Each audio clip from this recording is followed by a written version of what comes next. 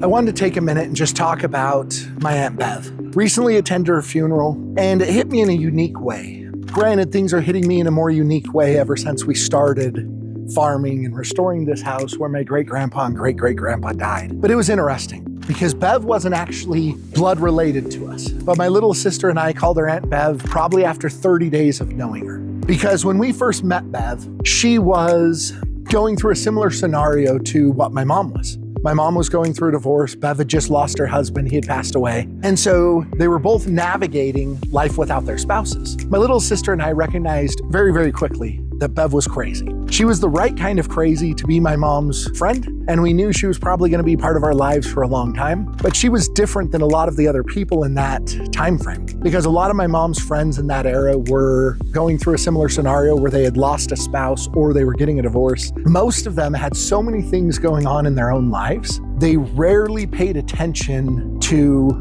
us. But Bev was unique in that she reached out to us. She put in a lot of effort. She wanted to make sure that we were doing okay.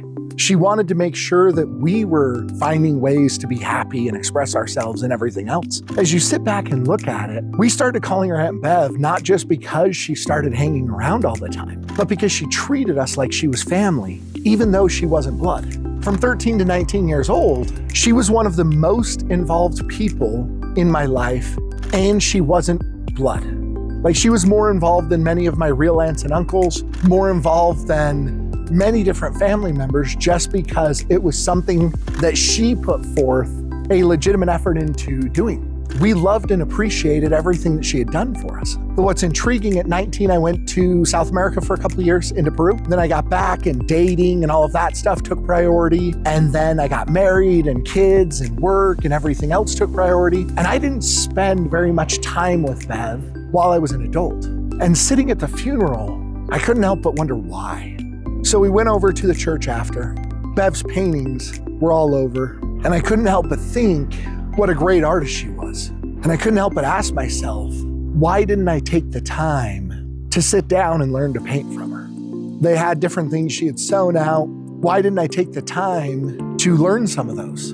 To spend more time with her, to thank her for what she had done during those years where I desperately needed it. As we cleaned out the house, Bev had a quilting machine. Now, what's unique about Bev and how she quilted is, as far as I know, the vast majority of what she ever quilted was just given to people. It wasn't sold. It wasn't for monetary gain. I know dozens and dozens of people that she sewed a quilt for, many of whom that she may never even meet that particular child. And it was quite interesting, because as I looked at that quilting machine, I thought to myself, well, I know people who want to quilt. I thought we didn't get the opportunity to ever learn. As I was sitting there, I was like, okay, this is something we need to do. The beauty of living on a farm and attempting to not only build a community, but become more able to support ourselves no matter what occurs in society, being able to sew and quilt and do different things holds its own value. Like, even looking at my kids' stuff, like my wife, all she did was she did the edge of this blanket.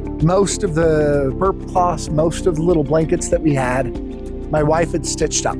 She probably did this close to 21 years ago. And we still hold it and treasure it because it was such a part of their lives. And then you look at it and you go, okay, my mom did this one, and we still have it. My mom made it for her grandkids, and it'll be handed down to one of their kids. And then you look at the quilts that they use, that they slept with. If I remember correctly, this was actually made by my Aunt Rena, and it's beautiful. My daughter is 18 and a half, and we'll save this quilt until we give it to one of her kids. This was my son's. She made him this one when he was born, and it'll go to one of his kids. As I thought about that quilting machine and the heirlooms that'll be passed down, I couldn't help but think that this was something we were going to do on our farm. I know my great-grandma Carrie made most of her kids' clothes. She made a lot of them right from this very house. My mom grew up across the street with a lot of her clothes, vast majority of them being homemade.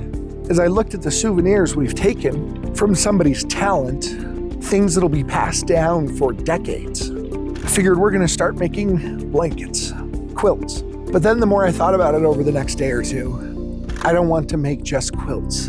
The idea came to me while I was driving. I wanted to do something to honor Bev and how great she was for me, even though she wasn't family. And I couldn't help but remember that she would make the baby blankets and give them away. So I came up with the idea that we are going to make quilts, and we're gonna call them Bev's baby blankets.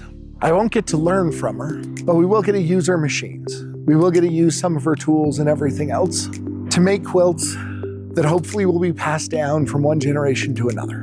And even though we haven't actually made one yet, I already came up with the idea that for every quilt we sell, we're going to give one away to somebody who needs it.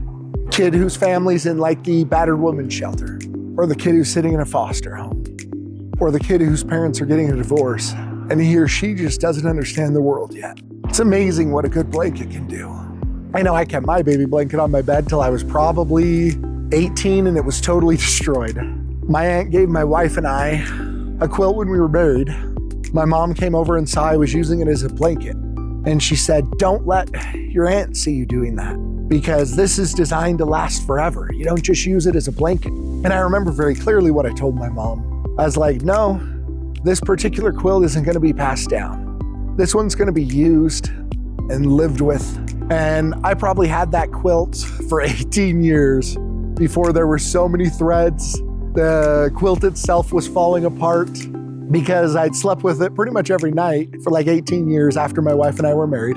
And eventually I destroyed that quilt because I didn't take care of it. But boy, did I love that quilt.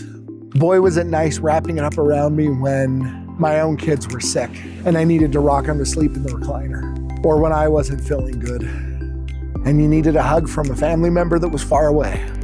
I guess the point of the video and what I wanted to say was take the time to go to that family reunion. Take the time to learn to paint, to build a puzzle, or to make a quilt.